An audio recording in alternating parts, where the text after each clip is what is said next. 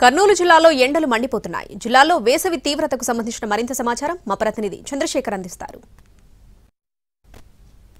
ఉమ్మడి కర్నూలు జిల్లాలో ఎండలు మండిపోతున్నాయి. మార్చి మొదటి వారంలోనే 40 డిగ్రీల సెల్సియస్కు ఉష్ణోగ్రత చేరింది. 4వ తేదీ ఆత్మకూరులో అత్యధికంగా 40 డిగ్రీల ఉష్ణోగ్రత నమోదైంది. వాస్తవంగా జనవరి 31వ తేదీ నుంచే ఉష్ణోగ్రతలు కాస్త పెరుగుతూ వచ్చాయి. దేశంలోనే అత్యధిక ఉష్ణోగ్రత కర్నూలు జిల్లాలో పలు సందర్భాల్లో ఈ నెలలో నమోదైంది.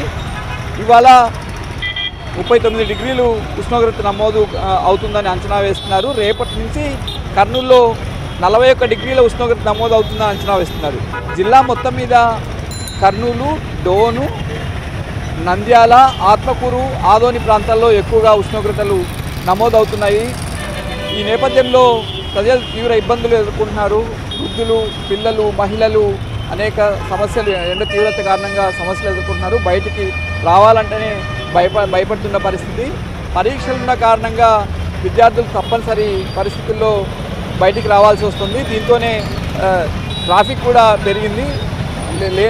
పరీక్షల సమయం అయిపోగానే రహదారులు, రోడ్డుపైన ఎవరు జనం కూడా కనిపించని పరిస్థితి. బయటికి రావడానికి భయపడుతున్నారు.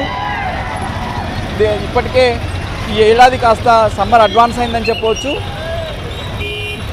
మున్సిపల్ అధికారులు ట్రాఫిక్ సిగ్నల్స్ వద్ద గ్రీన్ మ్యాట్ వేస్తే కొంత అక్కడ వాహనాలు నిల్చున్నప్పుడు కొంత సమస్య అంటే ఎండ తీవ్రత తగ్గుతుంది. దాంతోపాటు చలివేంద్రాలు కూడా ఏర్పాటు చేయాల్సి ఉంటుంది. సాధారణంగా ఏప్రిల్లో ఈ గ్రీన్ మ్యాట్స్ వేయడం, ఈ చలివేంద్రాలు ఏర్పాటు చేయడం అనేది మొదలవుతుంది. ఈ ఏడాది ఎండ తీవ్రత ఎక్కువగా ఉన్న కారణంగా ముందుగానే ఏర్పాటు చేయాలని కోరుతున్నారు. కొంతమంది స్థానికులు ఉన్నారు, వారితో మాట్లాడే ప్రయత్నం చేద్దాం. చెప్పండి, ఎండ ఎట్లా ఉంది? పోయిన సంవత్సరం కంటే ఈ ఏడాది ఇంకా ఎక్కువగానే ఉంది. కాబట్టి కొద్దిగా ప్రభుత్వం చొరవ తీసుకొని త్వరగా షెల్టర్లు కానీ మామూలు ఎవ్రీ ఇయర్ లాగానే షెల్టర్లు ఏర్పాటు చేయాల్సింది. అలాగే త్రాగునీరు కూడా కొద్దిగా ఇబ్బంది లేకుండా చూడవలసిందిగా కోరుతున్నాం. లాస్ట్ ఇయర్ కూడా అంతకు ముందుతో పోలిస్తే లాస్ట్ ఇయరే ఎండ తీవ్రత ఎక్కువగా ఉంది. దానికంటే ఈ సంవత్సరం ఎక్కువ ఉండేలాగా. అవును, అందులో చాలా త్వరగా వచ్చినట్టుగా కూడా అనిపిస్తుంది. ఎందుకంటే ఇంకా మార్చి స్టార్టింగ్ ఫస్ట్ వీక్లోనే ఆల్రెడీ మధ్యాహ్నం 2 తర్వాత బయటికి రావాలంటే ఇబ్బందిగా అవుతుంది. కాబట్టి కొద్దిగా త్వరగా దానికి అంటే ఎండకు ఇబ్బంది పడకుండా ప్రజలు ఇబ్బంది లేకుండా ఏదైనా చేయవలసిగా కోరుతున్నాం. కరెంట్ ఎట్లా ఉంది? కరెంట్ ప్రస్తుతానికైతే ఏ ఇబ్బంది లేదు.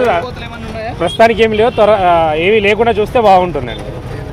ఇప్పటికైతే విద్యుత్ కోతలు ఏం లేవు. అయితే సమ్మర్ వస్తుందంటేనే జనం భయపడేది విద్యుత్ కోతలకు. కనీసం ఫ్యాన్ ఉంటే ఇంట్లో చల్లగా కొంత ఎండ వేడి తీవ్రత తగ్గుతుందని ఆశిస్తారు. ఇప్పటికైతే విద్యుత్ కోతలు ఏం కనిపించడం లేదు.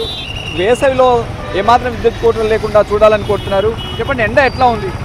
ఎండ చాలా తీవ్రంగా ఉందండి. అసలుకి ఈ గత 3 సంవత్సరాల కంపారిజన్ చేసుకుంటే ఇప్పుడు స్టార్టింగ్లోనే దాదాపు 40 తాకే పరిస్థితి కనిపిస్తుంది. 40-45 ఆ రేంజ్ వస్తుంది అంటున్నారు.